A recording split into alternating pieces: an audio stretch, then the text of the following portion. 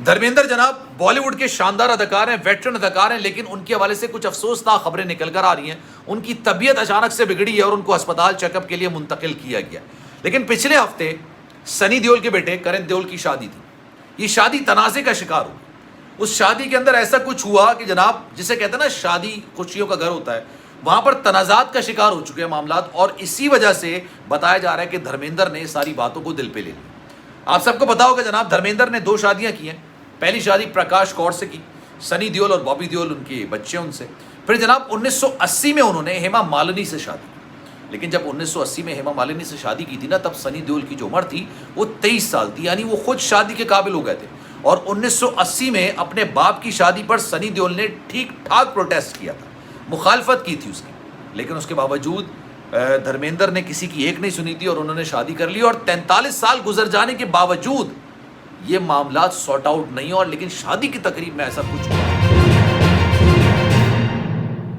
बिस्मिल्लाहिर्रहमानिर्रहीम, अस्सलाम वालेकुम, आप सभी को खुशामदीद। मैं हूं सलमान मिर्जा और आप देख रहे हैं मेरा यूट्यूब चैनल और Facebook page sum up with Salman Mirza. जनाब बहुत शुक्रिया ये वीडियो देखने के लिए आप सभी ने वक्त निकाला है। वीडियो के आगाज में तहे दिल से आप सभी का मैं शुक्रिया अदा करता हूं, लेकिन इस दुआ के साथ कि आप जहां हो खैर वाफियत से हों, सेहतमंद हों और तंदुरुस्त हों।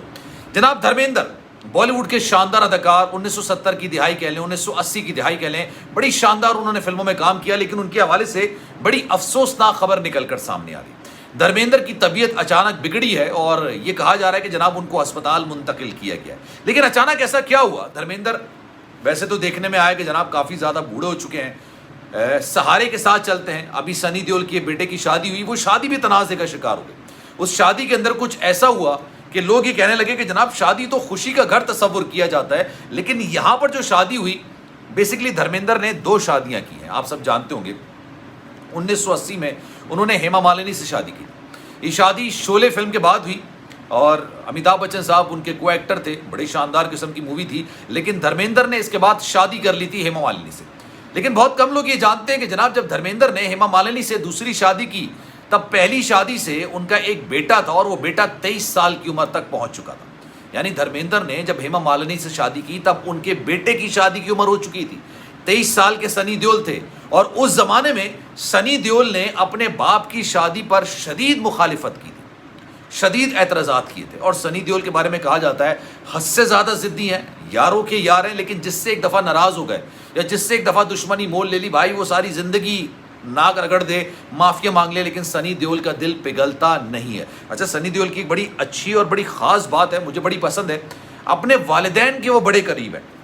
सनी देओल अपनी वालिदा प्रकाश कौर से बड़ी करीब है और अपने जो उनके वालिद हैं धर्मेंद्र, उनसे काफ़ी ज़्यादा करीब है। लेकिन अभी रिसेंटली 12 जून से सनी देओल के बेटे करण देओल की शादी की तकरीबात का आगाज़ हुआ। इस तकरीब के अंदर ऐसा कुछ हुआ कि लोगों ने कुछ ऐसा विटनेस किया कि यार 43 साल गुजर गए। 1980 में शादी की थी धर्मेंद्र ने हेमा मालिनी से, 2023 चल रहा है, 43 ईयर्स गुजर गए। लेकिन उसके बावजूद सनी देओल ने अपनी दूसरी जो वालिदा हैं उनको एक्सेप्ट नहीं किया, यानी हेमा मालिनी को एक्सेप्ट नहीं किया। धर्मेंद्र की पहली बीवी से प्रकाश कौर से 2 बेटे हैं, सनी देओल और बॉबी देओल। और इसके साथ साथ जो दूसरी बेगम है हेमा मालिनी, उनसे 2 बेटियाँ हैं, जिसका नाम एक ईशा देओल है और एक आहाना देओल है। ये 2 बेटियाँ। अच्छा, ईशा देओल और आहाना देओल कहीं कहीं आप समझ लें कि सनी देओल या बॉबी देओल से मिलती हैं या इनके इस वाले घर में आती जाती हैं, लेकिन हेमा मालिनी कभी नहीं आई। और हेमा मालिनी ने सनी देओल और बॉबी देओल को कभी अपने करीब भी नहीं किया। उसकी वजह ये है क्योंकि अक्सर लोग ये समझते हैं जनाब प्रकाश कौर के साथ, जो कि पहली बीवी हैं सनी देओल की, उनके पहली बीवी हैं धर्मेंद्र की, उनके साथ बड़ा नाइंसाफ़ी हुई है, उनके साथ बड़ा गलत हुआ है। अच्छा जनाब, हुआ ये करण देओल की जो शादी हुई उसमें सबको इनविटेशन दिया गया, लेकिन धर्मेंद्र की दूसरी बेबी हेमा मालिनी को ये इनविटेशन नहीं दिया गया।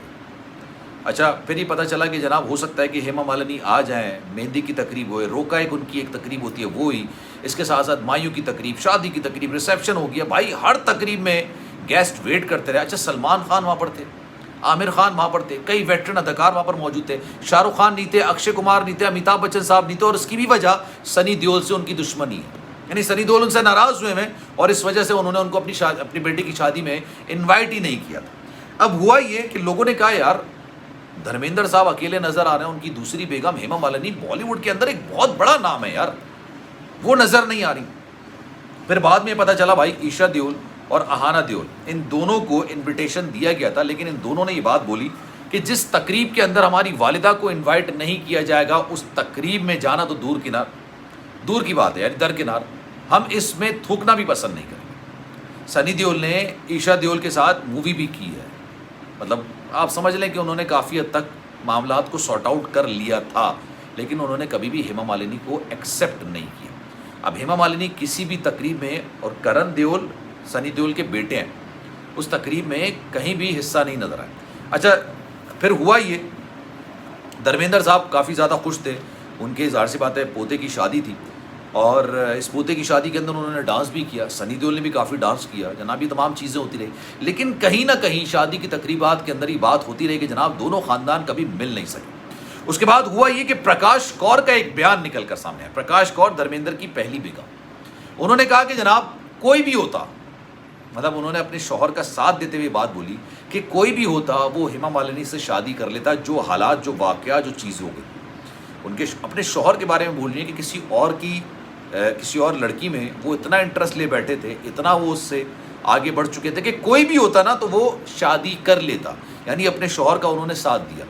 आपको एक और बात बताऊं जनाब, सनी देओल और अमिताभ बच्चन, सनी देओल और शाहरुख खान साहब, इनकी आपस में कभी नहीं बनती। शाहरुख खान साहब के साथ उन्होंने फिल्म की थी जिसका नाम था डर।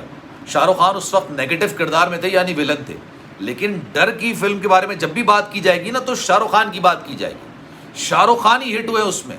सनी देओल का किरदार ऐसा हीरो था, लेकिन उसके बावजूद उनको कोई नहीं पूछता। ये बात सनी देओल को बुरी लगी। उन्होंने उसके बाद से ना ही शाहरुख खान के साथ काम किया और ना ही शाहरुख खान के साथ कोई मरासिम रखे। अभी जेलसी फैक्टर कह लें या क्या कह लें।